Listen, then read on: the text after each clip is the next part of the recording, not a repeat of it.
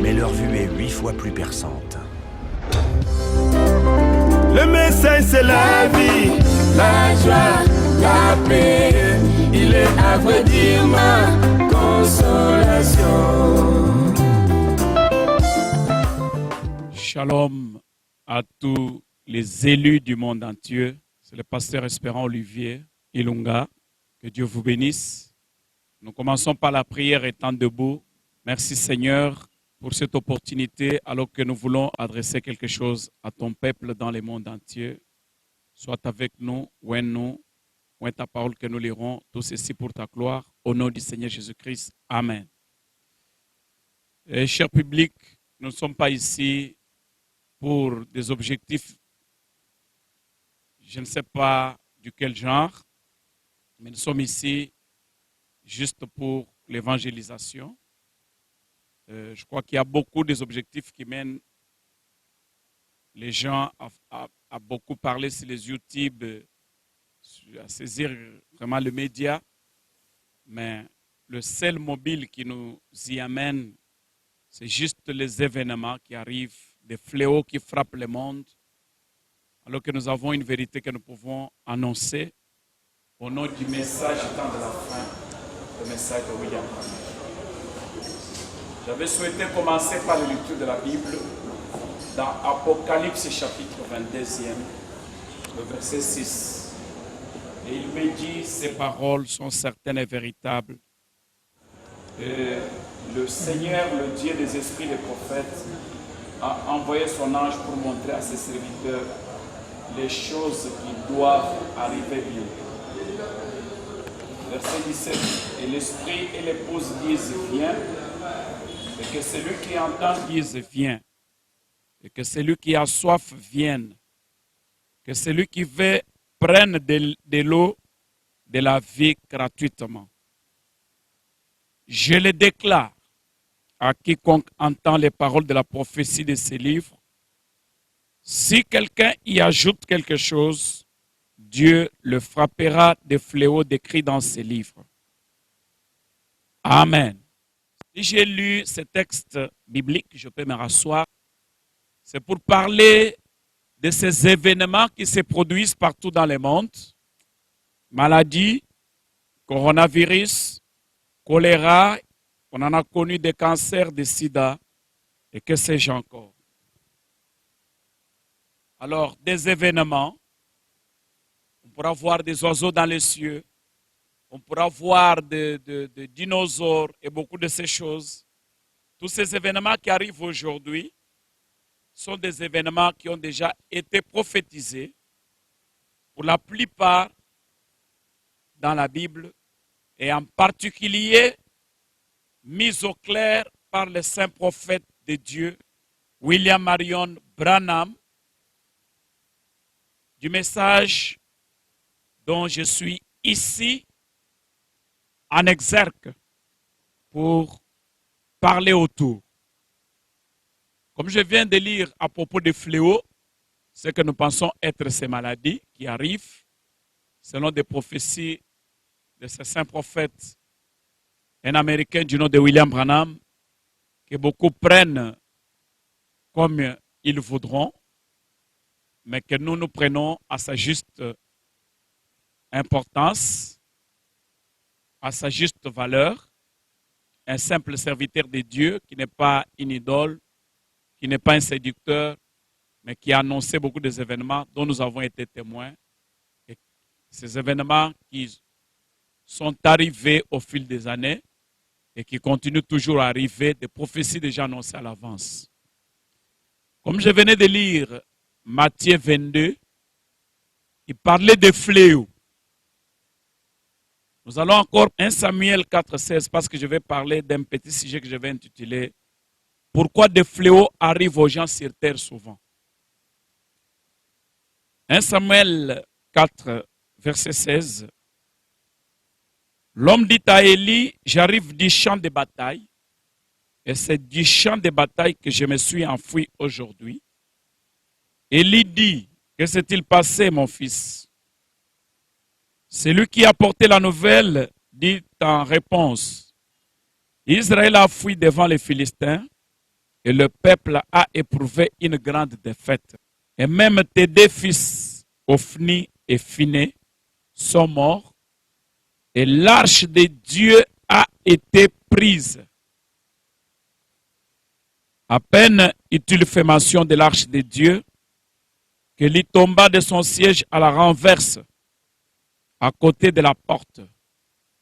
Il se rompit la nuque et mourut, car c'était un homme vieux et pesant. Il avait été juge en Israël pendant 40 ans. Et quant à nous de sauter jusqu'au chapitre 5, verset 2,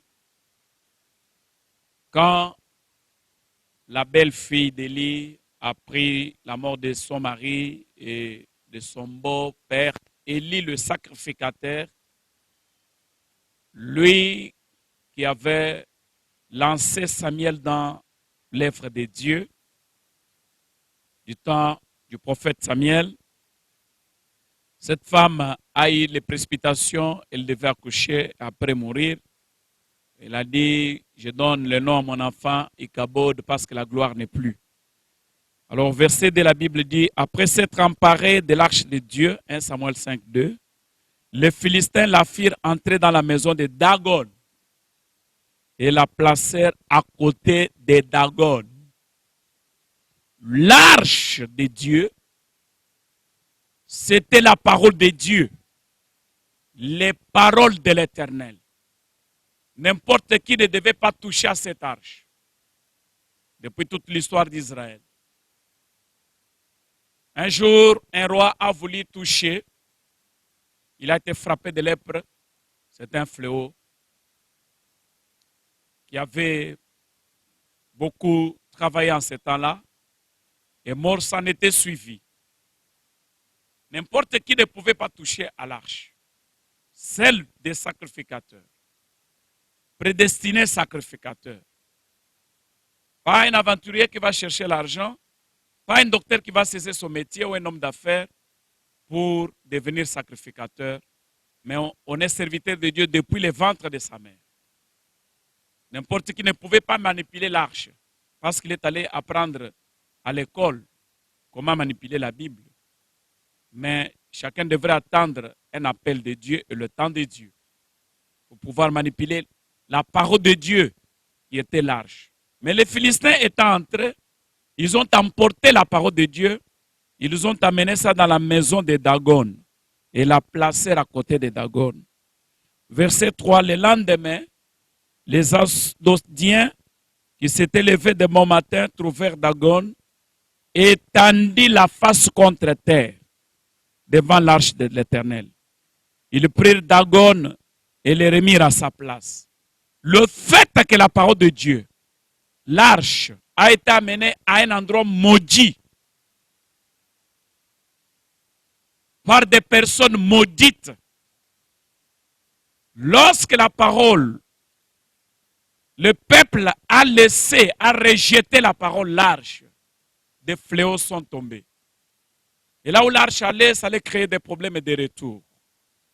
Alors, il y a de ces gens-là qui ne sont pas habilités à manipuler la parole. Il y a des nations dans ce monde, des pays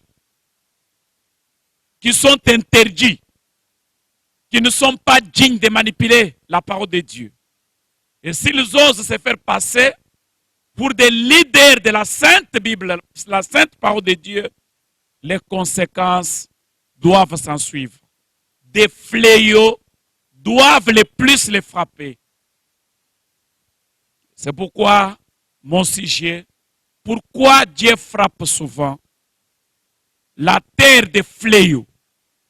Et quand vous lirez l'histoire, pour ne pas perdre le temps, vous verrez qu'au verset 4, on dit, le lendemain encore s'étant levé de bon matin, ils trouvèrent Dagon et tendit la face contre terre devant l'arche de l'Éternel.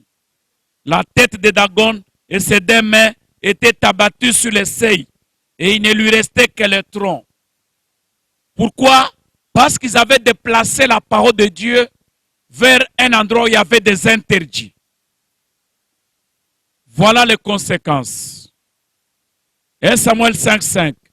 C'est pourquoi jusqu'à ce jour, les prêtres de Dagon et tous ceux qui entrent dans la maison d'Asdod ne marchent point sur les seuils. Ils ont commencé à fuir cet endroit-là. Parce qu'on a mené l'arche à un endroit interdit. Les sièges de l'évangile de paix ne peuvent pas être placés n'importe où. Les gens ne devaient pas se faire passer pour des leaders de cet évangile de paix, la vérité divine. Se faire passer pour des leaders, alors que cela n'est pas dans le plan de Dieu. Conséquences, ce sont des fléaux. Comme vous viendrez lire prochainement, ou en descendant avec votre Bible, que des fléaux frappèrent, des fléaux sévirent, frappèrent des Philistins pour avoir amené l'arche de l'Éternel là-bas. C'est toujours quand des gens qui ne sont pas habilités à manipuler la parole se font passer pour les sièges de l'évangile que Dieu se fâche. Il jette les fléaux. Quand les gens veulent se faire des leaders du peuple de Dieu, contrairement à sa volonté parfaite, comme Pharaon d'Égypte, qui veut être leader du peuple de Dieu, des fléaux frappèrent l'Égypte. Lorsqu'on a pris la parole, on a amené chez les Philistins, avec leur idole Dagon, comme leader du peuple de Dieu, vous savez les fléaux qui sont arrivés. Quand Nebuchadnezzar a osé devenir leader du peuple de Dieu, sans mandat véritable qui vient de Dieu, des fléaux frappèrent. Et moi je me demande si la même scène ne se répète pas de nos jours. Venons-en à ces maladies de coronavirus qui tuent partout. Ce sont des fléaux, des punitions, des châtiments de Dieu, déjà prophétisés par William Branham. J'aimerais le dire avec ma toute dernière énergie, mais laissez-moi d'abord relire ce saint prophète William Branham. Attention Dagon et cette mystique de l'arche de l'Éternel. Attention, attention Dagon avec cette mystique de l'arche de l'Éternel. Dans la prédication que William Branham a prêchée le 21 mars 1963, au pape Saint 1, il dit, l'arche avait été emportée, l'ennemi était venu, il avait pris l'arche de l'Éternel. Je suis en train de répondre pourquoi, ce n'est que le début de la réponse. Je crois que la suite, quand on coupera, viendra après. Pour aujourd'hui, vous prenez le nécessaire, quand on aura coupé, on rajoutera. L'arche avait été emportée. L'ennemi était venu. Et il avait pris l'arche de l'Éternel. Et ils l'ont emporté chez eux. Ils l'ont placé devant Dagon. Et Dagon est tombé face contre terre. Puis ils l'ont transporté dans une autre ville. Et celle-ci a été frappée de fléaux. Ils n'avaient jamais rien eu d'aussi brillant entre leurs mains. Là-bas. Et ils n'arrivaient pas à s'en débarrasser parce que cette arche-là n'était pas à sa place. L'arche, William Branham dit, était devenue brillant entre les mains de ces gens-là, ces adorateurs de Dagon. Ils adoraient l'idole. Ils savaient bien qu'ils étaient des idolâtres. Mais ils ont osé manipuler la parole de Dieu. À cause de cela, leur Dieu, leur idole s'est cassé. Il est tombé. On a amélioré, on a arrangé, comme vous lirez dans Samuel. Mais on a même déplacé dans une autre ville pensant que c'était la solution. Tout cela n'avait pas tenu. Et c'était bizarre. Lorsque l'arche, le siège de l'évangile, est mélangé avec l'idolâtrie, ce qui doit suivre, c'est la punition. L'Amérique, vous êtes en tort. Vous avez établi tout un culte qu'on appelle le culte de Satan. Toute une paroisse pour Satan, le diable. Vous, une nation américaine, je vous rappelle Abraham Lincoln. Je vous rappelle Américain. Je vous rappelle George Washington. Ces grands hommes qui priaient pour la victoire des Américains. Aujourd'hui, vous en êtes à tout un culte, à tout un temple de Satan. en pleine Amérique, nation protestante. Vous protestiez contre la religion catholique. Aujourd'hui, vous êtes derrière la même religion. Honte à vous, Amérique. Honte à vous. Honte à vous, Américains. J'aurais souhaité que quelqu'un m'interprète, même auprès du président Trump. Un homme a réuni le courage, prêt pour tout, pour vous dire la vérité. Parce que l'évangile doit atteindre tout le monde et toutes les couches. Il faut que la vérité, on vous la dise. Il faut qu'une voix crie. Il faut que des choses soient annoncées à l'avance pour que lorsque les choses arriveront, qu'on dise au moins, nos oreilles avaient entendu la vérité. Alors laissez-moi vous dire que Dieu doit se fâcher. Vous l'Amérique, ces fléaux, coronavirus et beaucoup d'autres maladies, votre cas est tellement accentué. Comme nous apprenons, je ne peux pas entrer dans vos accusations. Ce sont des maladies que vous avez créées. Je ne sais pas qui a créé, mais qui se retournent contre vous-même. Vous, les hommes blancs, qui pensez que les Noirs sont des sous-peuples. Nous avons le même sang, le même Dieu. Il y a un enfer pour nous tous, toutes les races confondues, qui nous attend. Il y a un ciel pour nous tous, toutes les races confondues, qui nous attend. And I want to say to everybody who listen in English, if someone listen me in French, please translate my message, even in English, even in every tongue, everywhere in the world, if you want. Maybe my English is not correct, but I'm just effort myself to give you something to speak a little English in order to talk to you, my brother. If you listen English, translate it, please, for someone in English, even in all the tongues in the wait. Tu m'aideras de transmettre mon message dans toutes les langues. Je crois que certaines personnes doivent payer du mal qu'ils ont fait. Il faut au moins un prédicateur qui n'aura pas peur de la mort, qui vous dira la vérité. Parce que vos âmes ont besoin du salut. Ils ont besoin d'un ciel où il faut aller. Elles ont besoin d'un ciel où il faut aller. Vos âmes.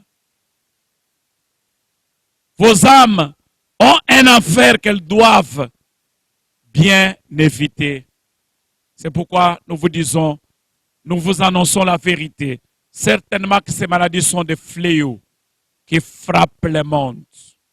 Je crois que nous continuerons la pensée que nous avons lue dans cette première déclaration, prédication que William Branham a prêchée le 21 mars 63, à 2 ans de sa mort.